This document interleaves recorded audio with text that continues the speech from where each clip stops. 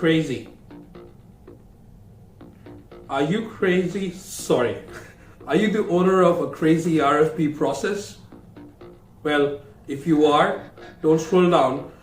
Wait for a few minutes and I hope I'll knock some sense into you. So the topic of today's video is, do you have a crazy RFP questionnaire?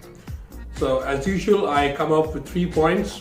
You wouldn't listen to me if I spoke more than 3 points, so that's why I had to keep it to 3 points. So my first point is the supplier nightmare. So my recommendation to you is, I want you, maybe you're a sourcing lead or a buyer who runs RFPs, I want you to run 2 RFPs in a year in your test system, or run test RFPs in your production system if you don't have a test system. And what I'd suggest is, I want you to go in and answer your RFP questions as a supplier, your 549 questions that you ask a supplier, and I want you to answer them quickly, diligently, and accurately. And then you would understand what the pain of the supplier is. And I am telling you this with conviction is because I was on both sides of the coin.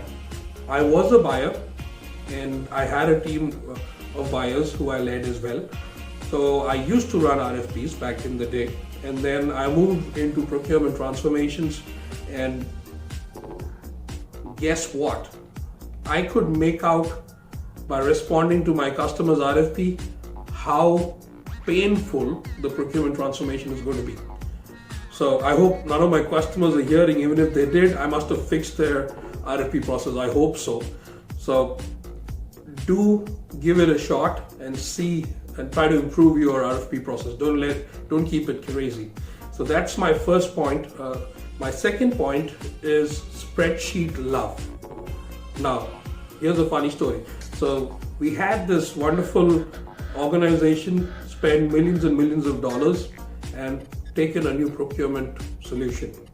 And what they did after taking the procurement solution, they started running many RFPs. And how they ran the RFPs, they attached the spreadsheets in their RFP and sent it to suppliers, and the supplier responded and the spreadsheet came back. Now all this happened in the procurement solution that you spend millions and millions of dollars. So all you did is, instead of using your email, you moved to a procurement solution to send the same spreadsheet out. It doesn't even make sense. It's a waste of money, a waste of time. So that's a strict no-no. Now, hang on. I know a lot of you would bash on saying that, hey Karthi, we can't let go of spreadsheets completely. And I agree to that. But I don't agree to a case where you say, I only do all my RFPs using a spreadsheet, because you know that a lot of the procurement solutions as on date have the option of you importing a spreadsheet into a RFP, and it converts to line items. And the supplier has the choice to export it, reply it in a spreadsheet, and again upload it if they want to. So this is still an option. I don't know whether you've tried that, but it is another good option, and I recommend that you do that. Now, that brings me to the end of my second point.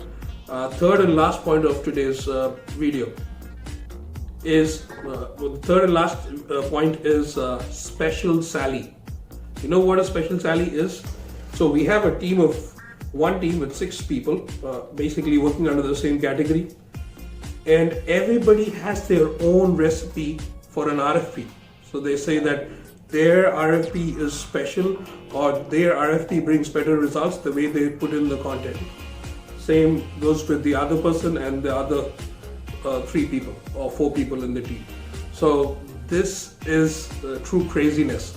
And when your tool is allowing you to store the standard RFP content or something that you could reuse. I know a lot of you run a quarterly RFP, and why do you want to waste your time by again going back to the spreadsheet and redoing all of it from the beginning, or again entering stuff? So I would recommend that you use the library function, which is available in most of the procurement solutions, and have the content standard.